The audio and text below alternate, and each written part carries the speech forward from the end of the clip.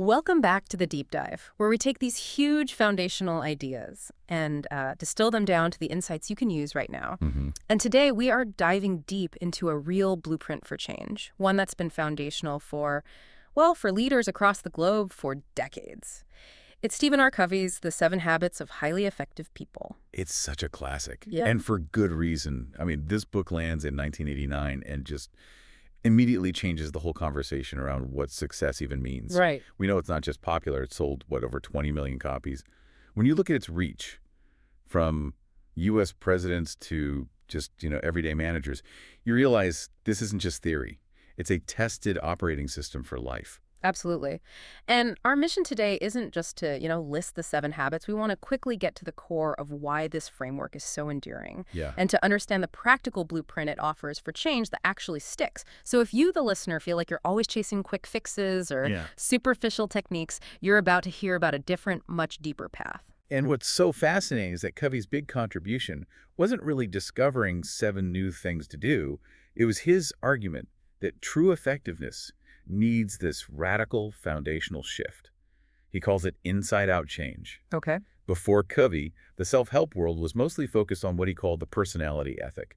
So, little tweaks to your image, your attitude, quick techniques. So things like power dressing or communication tricks, maybe how to smile more convincingly. Exactly, all of that. And Covey's argument was that those techniques are built on sand. True effectiveness, the kind that lasts and builds real trust, has to be rooted in the character ethic, The character ethic. which means focusing first on these timeless principles Right. like integrity, humility, courage, proactivity. It's not about how to look effective. It's about fundamentally being effective. Wow. Okay. That reframes everything immediately. It sounds a lot harder, but also much more rewarding. Yeah. Okay, let's unpack this. Let's look at the actual structure that holds these habits together. Covey's genius, I think, is in how he structures them. It's a progressive roadmap he calls the maturity continuum. It's basically a journey through 3 essential stages of development. And what are those stages? Well, first, we all start at dependence. That's where we need others to take care of us, to tell us what to do, the you stage. Right.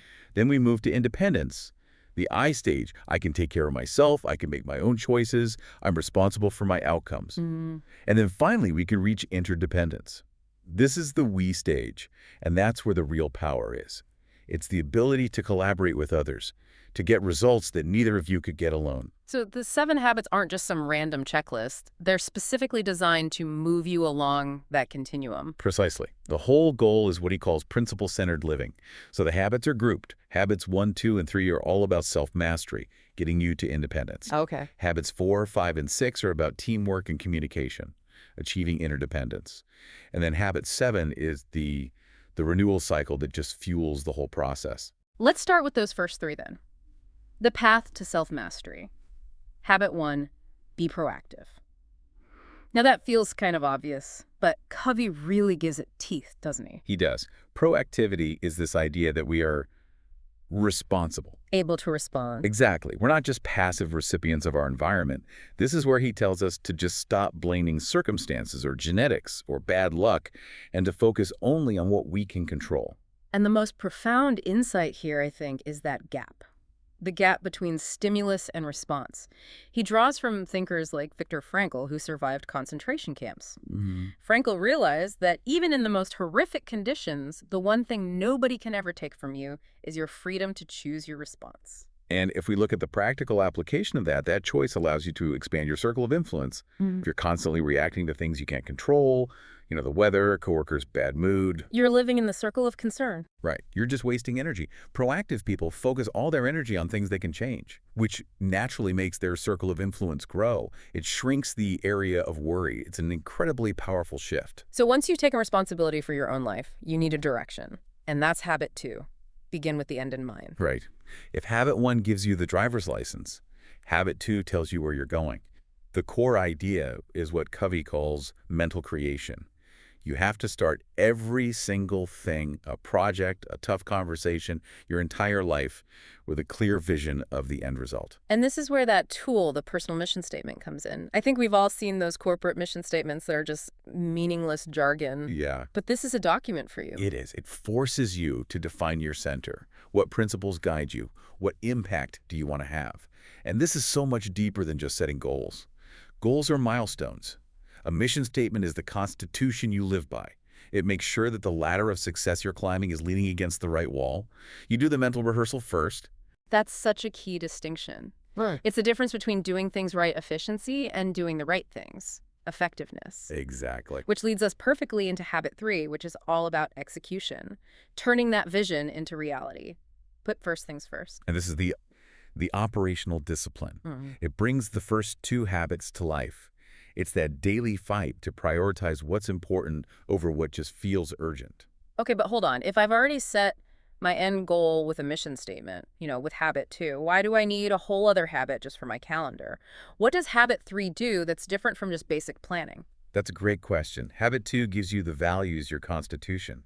Habit 3 gives you the method to actually allocate your time and your energy based on those values. Most of us just operate on urgency. The ringing phone, the flashing email. I love it. We react. Habit 3 provides the system, that famous time management matrix, to fight that urgency trap. Right, the matrix, inspired by Eisenhower, and it forces us to categorize everything into 4 boxes. The sources all say that maximizing your time in quadrant 2 is the key. Why quadrant 2? Well, let's look at the others first. Quadrant 1 is urgent and important. These are your crises, pressing problems, deadlines. You have to do them now. But if you live there, you are just perpetually stressed and putting out fires. In there. Quadrant 3 is urgent, but not important. These are interruptions, some calls, some meetings, other people's emergencies. The trap is that urgency feels important, but it's often just noise. You should delegate it or minimize it. And quadrant 4, that's the trivia you just eliminate. So quadrant 2 is the sweet spot. Important, but not urgent. That is where the proactive life happens.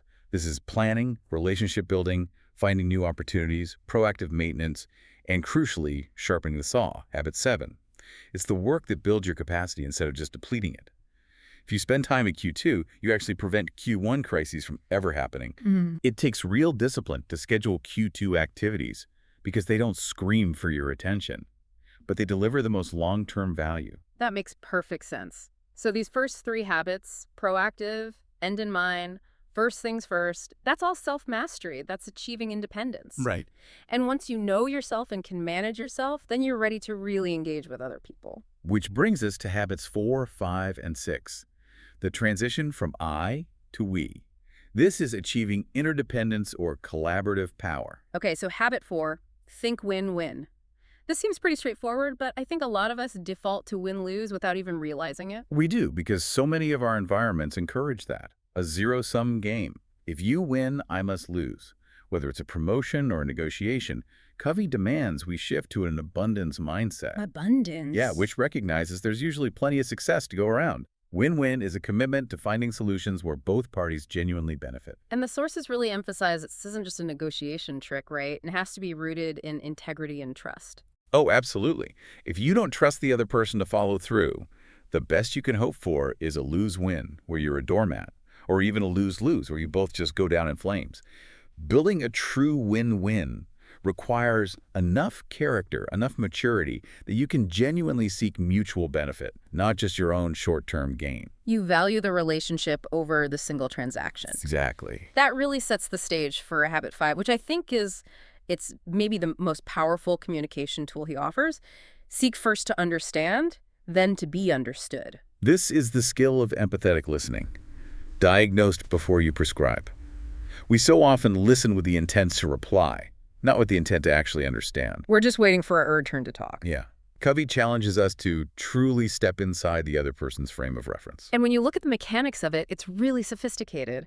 If you just launch into your argument, the other person's defenses go right up. But when you seek to understand them first, you build trust and connection. That's pathos, the empathy. Precisely. And only once you've established that connection and credibility, your ethos, can your message, your logos, or your logic actually land. Yeah. It transforms a conflict into a collaboration because the other person feels heard and respected. It's just the highest form of courtesy. And when you get 2 people who are thinking win-win and practicing empathetic listening, then you're ready for habit 6. Synergize. Synergy. It's often mistaken for compromise. People think if we have two different views, we just split the difference. You get half of what you want, I get half of what I want. Right. Synergy is the ultimate goal. Yeah. It's the idea that 1 + 1 = 3. Can you give us a concrete example of that? Like, when does compromise stop and synergy begin? Sure. Let's say you and I are planning a trip. Mm-hmm. I want to go to the mountains to hike, so physical activity, nature. You want to go to the city for museums and theater culture, intellectual stuff. Okay. A compromise might be a weekend in some boring town that's near some small hills. Neither of us is happy. Yeah, that sounds pretty mediocre. Right. But synergy is valuing those differences to create a third, better option. We might find a mountain town that hosts a famous summer arts festival. We could get world-class hiking and incredible cultural events. We used our differences to find a solution that's superior to what either of us would have chosen alone. You unlock a creative solution. That's it. It's where innovation lives. That is genuinely powerful. Okay, so we've covered independence, self-mastery, and interdependence collaboration. But Covey says that all 6 of those habits are basically unsustainable without the 7th. Sharpen the saw. This is the habit of continuous, holistic renewal. It's so simple. If you use a saw all day, it gets dull. You waste energy for minimal results. If you don't maintain the tools, your body, your mind, your relationships, the other 6 habits will just fall apart. It's the fuel. It creates what he calls an upward spiral of growth. What are the 4 dimensions of renewal he talks about? He breaks it down into 4 essential, interconnected areas. You have to renew yourself. Physically exercise, nutrition.